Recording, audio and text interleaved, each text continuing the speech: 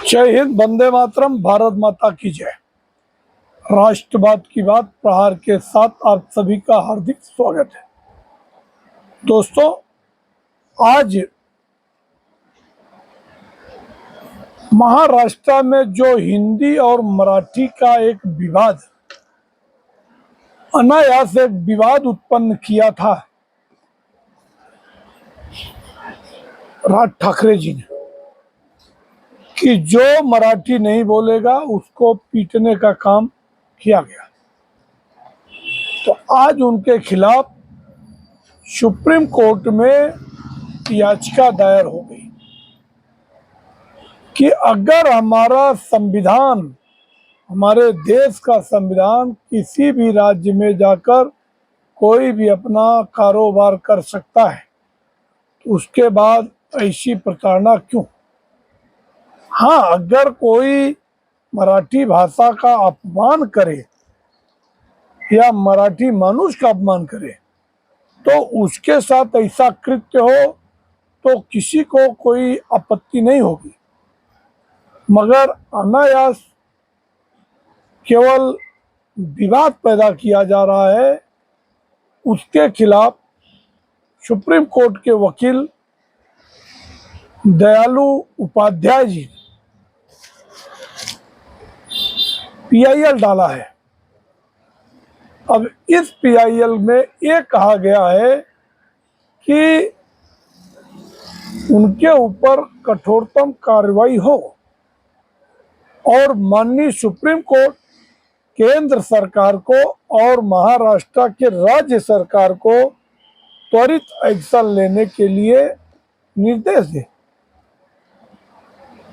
और वही पीआईएल चुनाव आयोग में भी डाला गया कि इनकी जो नवनिर्माण सेना है इसकी मान्यता रद्द की जाए।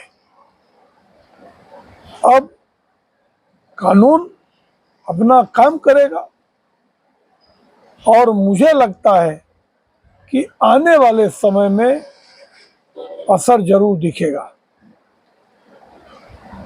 अगर ऐसी डेयरिंग किया दयालु उपाध्याय जी ने,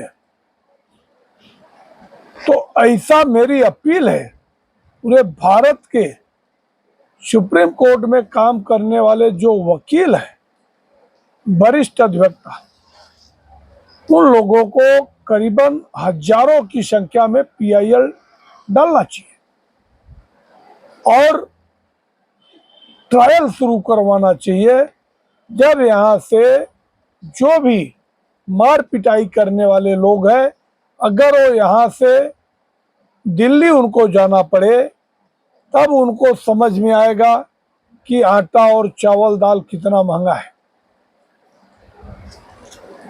मेहनत कश लोगों को टारगेट करना, गरीबों को मार देना, किसी दुकानदार को मार देना, ये कोई नैतिकता नहीं है।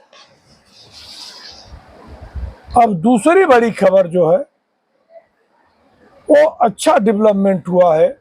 उद्धव ठाकरे जी मिले देवेंद्र फडणवीस से और दूसरे दिन 5 सितारा होटल में आदित्य ठाकरे मिले देवेंद्र जी से। और जब उनसे मीडिया ने पूछा कि आप किस लिए मिले, तो उनके पास कोई खास जवाब नहीं मिला। बोले बस औपचारिक मेरी ये सोच है कि हिंदी को आप तीसरी भाषा न बनाएं, पहली से आप उसको न थोपे। तो देवेंद्र जी ने भी साफ कह दिया है कि ये तो मैं एक एसआईटी कमेटी बनाया हूं और वो कमेटी में नरेंद्र जाधव जी है जो तज्ञ है, वो सुप्रीम कोर्ट रिटायर्ड है। अब वो अपनी रिपोर्ट लगाएंगे और किस क्लास से इसे लागू करना है वहां से लागू किया जाएगा। मगर उद्धव ठाकरे और आदित्य ठाकरे क्यों मिल रहे हैं? क्योंकि दिशा सालियान का जो केस था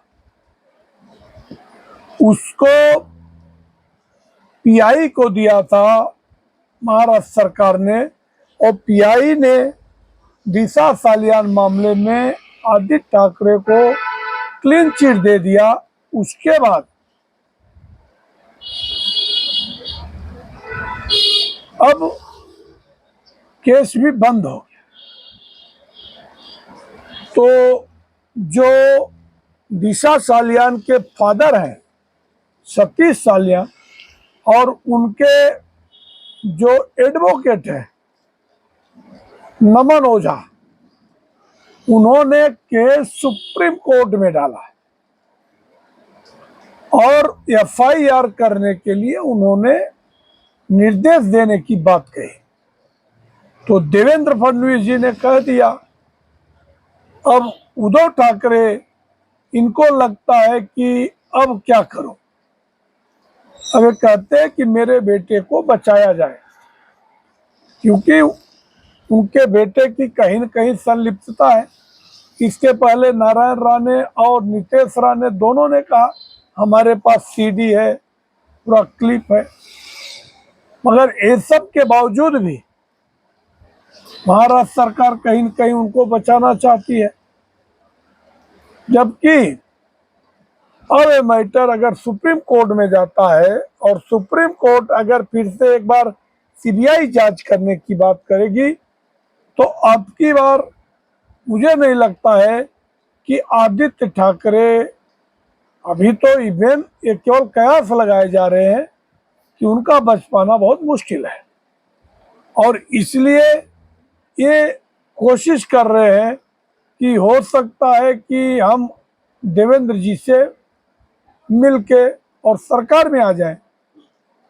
और देवेंद्र जी ने कहा कि आप केंद्रीय गृह मंत्री अमित शाह जी से मिलो, क्योंकि उस समय जूता मारा था देवेंद्र, ये अपना अमित शाह और मोदी की फोटो को उद्धव ठाकरे जी ने जूते मारे थे की महाराष्ट्रात येऊन दाखवतो, आणि आता त्यांची सगळे जे गुरूर आहे ते चकनाचूर झाली, आणि पुढचे काय होईल हे जे शिंडम दिसत आहे तसंच आहे की आता शेवटीपर्यंत लॉ इंटरकोर्स, अब कानून अपना काम करेगा। देवेंद्र जी ने कह दिया कि भैया जितना मेरे से हो सकता था मैंने बचा दिया। अब यह है कि लास्ट पर्याय तक अगर मामला सुप्रीम कोर्ट जाता है या एक बार फिर से सीबीआई जांच के लिए जाता है, तो उसमें मैं क्या कर सकता हूं। वैसे भी जब सरकार गिरी नहीं थी, उसके पहले की एक खबर आई थी कि ये उद्धव ठाकरे अपने बेटे आदित्य ठाकरे को बचाने के लिए मुख्यमंत्री की कुर्सी छोड़ने के लिए तैयार थे और भाजपा के साथ जाने को तैयार थे, मगर तब तक बहुत देर हो चुकी थी और उनके एकदम स्टालवर्ट, एकदम बेहद करीबी एकनाथ शिंदे जी, जब उनकी विचारधारा बदल गई, एकनाथ शिंदे ने ये पूरा गणित लगा लिया था और अपने गणित के हिसाब से शिवसेना पार्टी के आधा से अधिक लोगों को अपने साथ कर लिया और बाला साहब ठाकरे के विचारों को आगे ले जाने की बात कही। तो ये मुद्दा है और ये बहुत अड़चन है, उद्धव ठाकरे के सामने बड़ी आफत है, क्योंकि दिशा सालियान मैटर में उनके बेटे आदित्य ठाकरे का निर्दोष हो पाना बहुत मुश्किल है। इवन जब मुंबई पुलिस ने उनका बयान लेने के लिए बुलाया, तो जब वो गए तो कहे कि हमको ये क्यों सुप्रीम कोर्ट में गए दिशा सालियान के पिताजी, जब ऑलरेडी केस में कुछ दम नहीं है। तो ये कहीं न कहीं घबराहट उनकी दिख रही है। और दिशा सालियान के जो पिता है सतीश सालियान, उन्होंने भी कहा कि मैं आखिरी सांस तक मेरे बेटी को न्याय जब तक नहीं मिलता है मैं रुकने वाला नहीं हूँ। तो आने वाले टाइम में मुझे लगता है कि आदित्य ठाकरे की मुश्किलें बढ़ने वाली है और उसके लिए क्या कुछ उद्धव ठाकरे जी करते हैं, क्योंकि उन्होंने राज ठाकरे के आकर उत्तर भारतीयों को मार पिटाई वाले मुद्दे में साथ दिया, तो ये भी उनके लिए टफ है। विधानसभा तो उनके हाथ से चला ही गया, अब उनके हाथ से बीएमसी भी जाना तय है। और आप लोगों को हमारा विश्लेषण अच्छा लगे तो आप हमारे चैनल को सब्सक्राइब करें और अपने दोस्तों तक शेयर करें। जय हिंद, वंदे मातरम, भारत माता की जय, जय महाराष्ट्र।